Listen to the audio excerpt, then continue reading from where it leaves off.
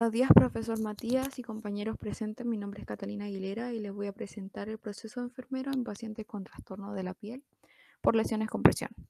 Bueno, la tabla de contenido de esta presentación incluye introducción, fisiopatología, proceso de enfermería, casos clínicos, conclusiones y bibliografía. A modo de introducción, podemos decir que la piel es el órgano más grande del cuerpo. Entre las principales funciones se encuentra la protección. Esta protege al organismo de factores externos como bacterias, sustancias químicas y temperatura, gracias a las secreciones que pueden distribuir las bacterias y la melanina, que este es un pigmento químico que sirve como defensa contra los rayos ultravioleta que pueden dañar las células de la piel. Dentro de la estructura de la piel encontramos la epidermis, que es la capa superficial de la piel, formando un tejido epitelial estratificado en el que las células se disponen en varios estratos. El primero que vamos a mencionar es el estrato basal, que está formado por una hilera de queratinocitos en constante división, entre los que se intercalan los melanocitos. El estrato espinoso está formado por varias hileras de queratinocitos más pequeños que los basales. Su función es proporcionar sostén y estabilidad.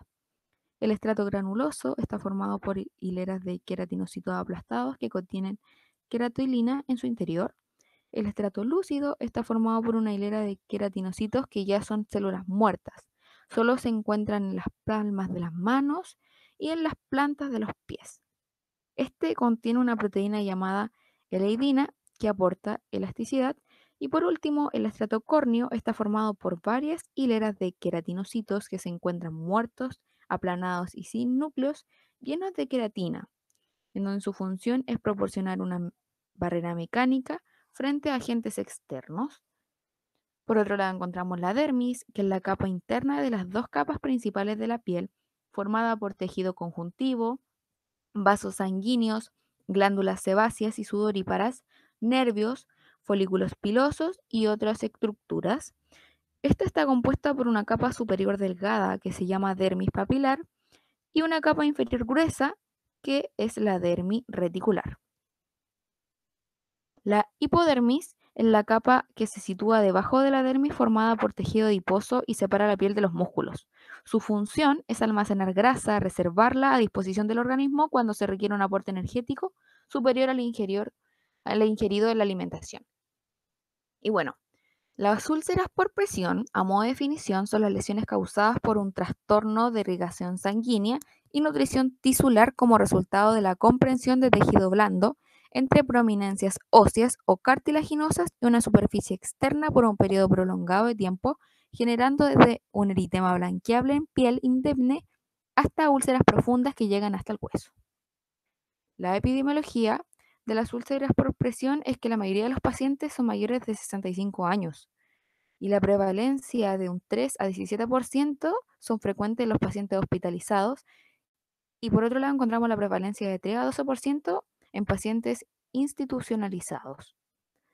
Los sitios comprometidos en más de 80% de los casos encontramos el sacro, que es el más frecuente, los trocantes, nalgas, maleolos externos y talones. La etiopatogenia es la principal causa de formación de una úlcera por presión en la expresión ejercida y contenida entre dos planos duros y la tolerancia de los tejidos a esta. La presión capilar normal oscila de 16 y 33 milímetros de mercurio, lo que significa que presiones por encima de los 16 producen un colapso de la red capilar. Entre las causas de la UPP existen tres tipos de mecanismos, que son la presión ejercida de forma perpendicular entre la piel y las prominencias óseas, la fricción ejercida paralelamente al paciente sobre un plano duro o semiduro, ocasionando flictenas o erosiones por el movimiento o arrastre del paciente, y el cizallamiento, que se produce por la unión de la presión directa y tangencial, ocasionando al paciente un desgarro interno de los tejidos.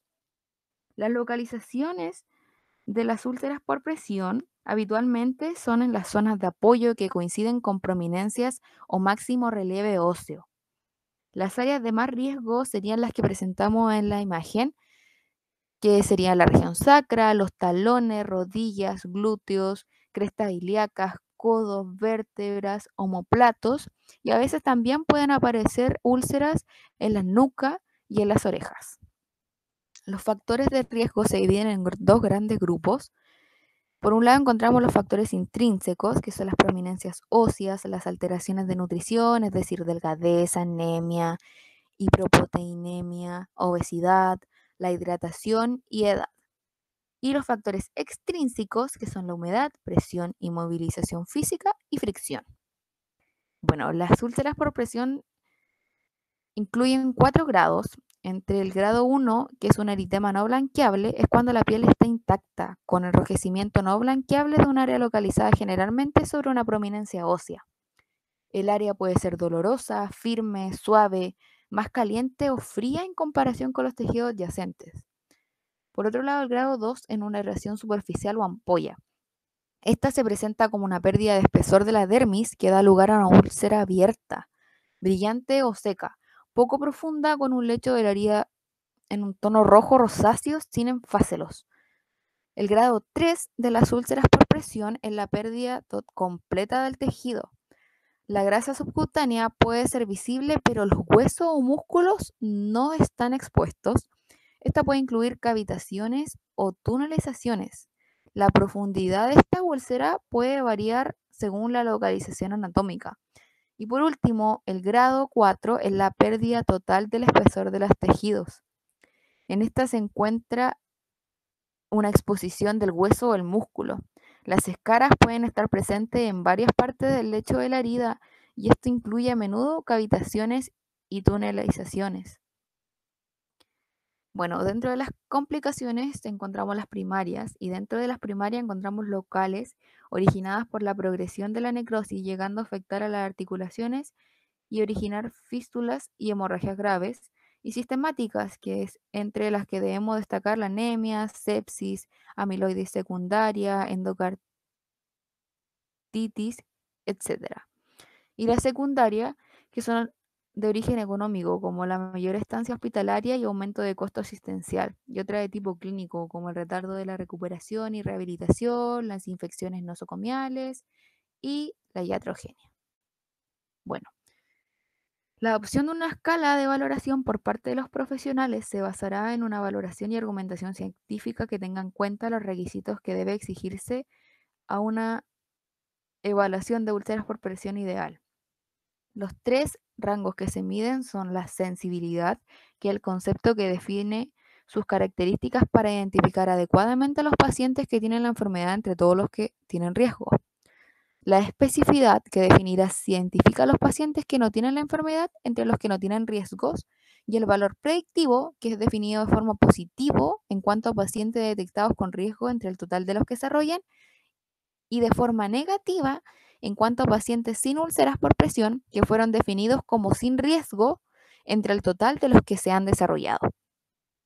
Bueno, la primera escala que vamos a mencionar es la escala de Braden. Esta se emplea cuando se desea objetivar o incluso predecir la probabilidad del desarrollo de la úlcera por presión en los pacientes, valorando la percepción sensorial, la exposición a la humedad, actividad física y deambulación, la movilidad de cambios posturales, la nutrición, el cizallamiento y roce.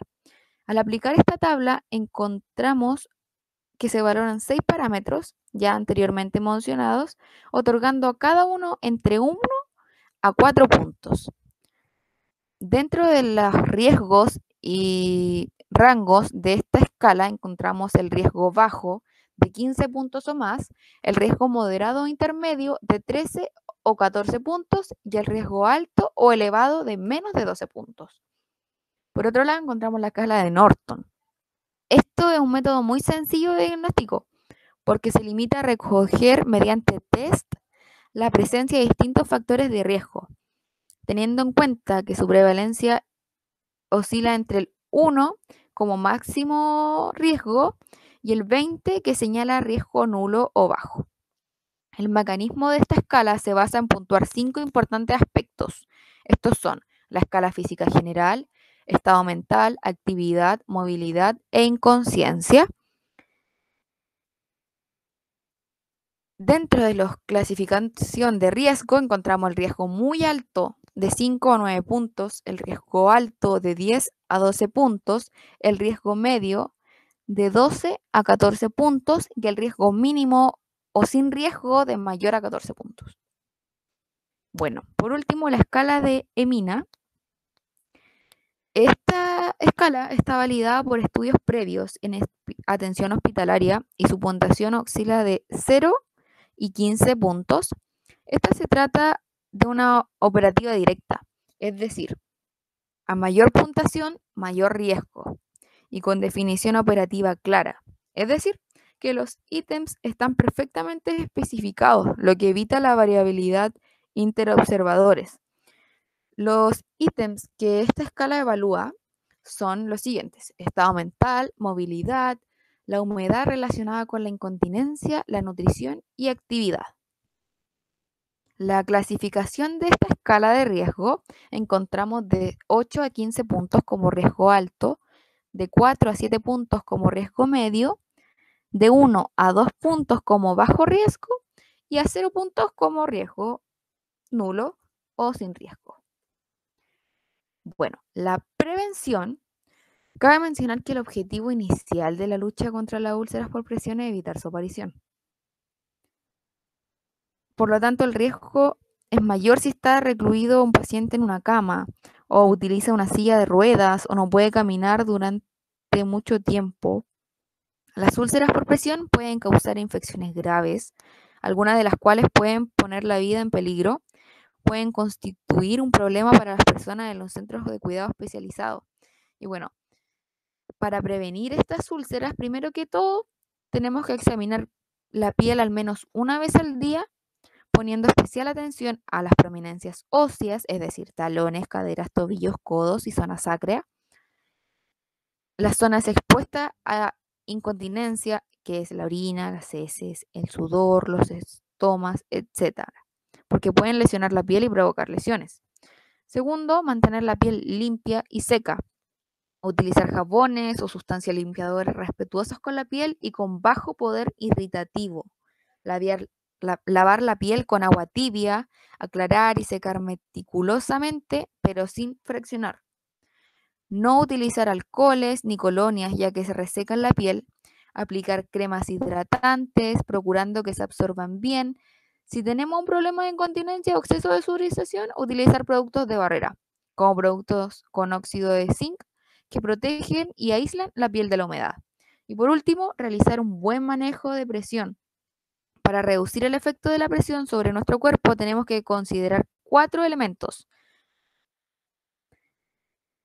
La movilización, es decir, solicite a un profesional sanitario que ayude en el plan de cuidado y fomente, mejore la actividad de la persona y su movilidad. Los cambios posturales, como mencionamos aquí en la foto, mediante 24 horas. Tenemos que tener en consideración en los cambios posturales que si el paciente está sentado y tiene autonomía para realizar estos cambios, realícelos cada 15 minutos. Evitar apoyar al paciente directamente sobre sus lesiones. Evitar arrastrar al paciente, porque si lo arrastramos podemos agravar la lesión que él presente.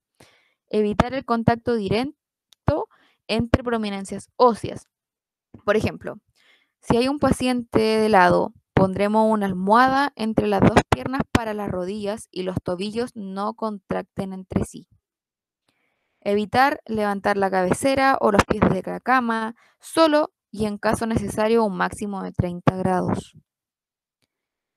Existen 3 tipos de colchón antiescaras. El primero es un colchón de espuma, que es de poliuretano y se coloca sobre un colchón corriente de descanso.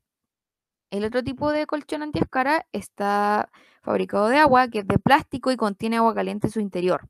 El cuerpo queda flotando y se evita el roce y la presión sobre la zona misma.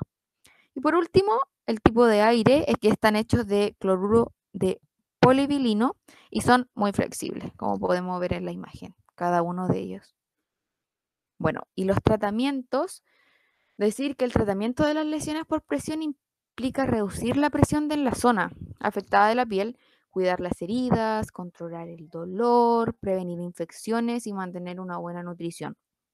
Bueno, el tratamiento que se ejerce en el grado 1 requiere de medidas preventivas como cambios posturales, anteriormente mencionados, utilización de almohadillas de protección y aplicación de aceites con ácidos grasos hiperoxigenados para evitar la posterior aparición de ampollas. En el grado 2, a las medidas preventivas se le ha de añadir la higiene de la zona lesionada con suero fisiológico y u otros productos como por ejemplo los apósitos hidrocoloides. En el caso del grado 3, requiere una cura de la zona adyacente a la lesión, el tratamiento de la infección, la eliminación del tejido muerto, así como potenciar la cicatrización utilizando apósitos específicos. Y por último, el grado 4 incluye a menudo cavitaciones y tunelización. En estos casos, la profundidad de la úlcera también puede variar según la localización anatómica. Las consecuencias de una úlcera por presión, en primer caso encontramos la disminución de la actividad y aislamiento, la dependencia de terceras personas, el aumento de infecciones, la depresión, la incapacidad de seguir con la vida laboral, el aumento de gasto de medicamentos, tratamiento, hospitalización, etcétera. Bueno, a continuación les presentaré el primer caso clínico, donde dice paciente varón de 83 años con diagnóstico de hipertensión arterial e insuficiencia cardíaca y demencia con hospitalización en casa hace 2 años. El paciente presenta diversas úlceras con presión de grado 3, situadas en las crestas ilíacas de características purulentas y de tamaño de 6 por 4 centímetros, sacro de características también purulentas y de un tamaño de 5 por 3 centímetros con tejido necrótico. El estado del paciente es somnoliento, sudoroso, con incontinencia de esfínteres y mal estado general, lo que da como resultado un puntaje 9 en escala de Braden, por lo tanto, de alto riesgo. Bueno, mi etiqueta diagnóstica corresponde al dominio 11 de seguridad y protección, clase 2, lesión física. El deterioro de la integridad tisular relacionado con deterioro de la movilidad física, manifestado por úlceras por presión grado 3 en cresta ilíaca y sacro. El NOC se espera la curación y recuperación del tejido tisular en el lugar de las úlceras por presión entre 2 a 3 meses y el NIC realizar curaciones a las úlceras cada 8 horas con hidrocoloides y gasas según protocolo, cambiar la posición del paciente cada 2 horas, proteger prominencias óseas con almohadas, ofrecer una adecuada alimentación que favorezca la recuperación y cicatrización de las úlceras, valoración con escala Braden, limpieza e hidratación de la piel y valorar características de la úlcera por presión. La siguiente etiqueta diagnóstica corresponde también al dominio 11, seguridad y protección, clase 1 de infección. El riesgo de infección relacionado con la exposición de la base de la úlcera a las secreciones fecales u urinarias. El NEC es descartar o disminuir las posibilidades de adquirir infecciones graves por heridas abiertas. Por otro lado, que los cuidadores y los profesionales de salud tomen medidas preventivas en la generalización de las úlceras por presión e infecciones. Y el NIC es utilizar solución salina o antisépticos, tórulas y gasas apropiadas para tratar las úlceras. El higiene de genitales y zonas cercanas del paciente cada turno o según la necesidad. Y por último, la educación sanitaria a los cuidadores para su favorecimiento de recuperación.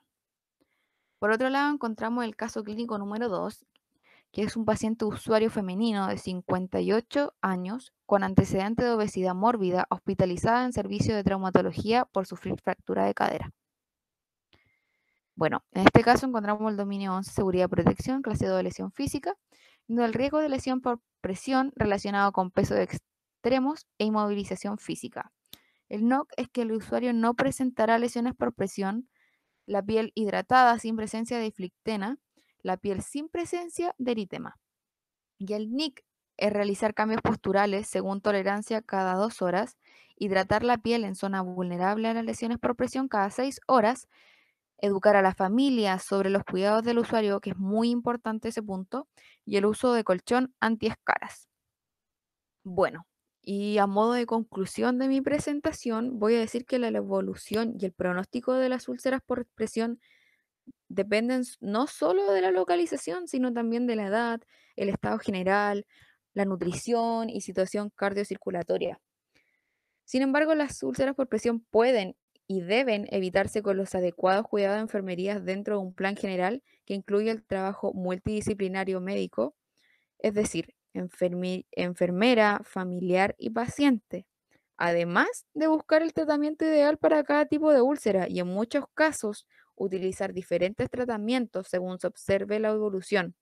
Por lo tanto, las úlceras por presión si tienen cura con los cuidados adecuados y no tienen por qué haber un efecto adverso, sino todo lo contrario.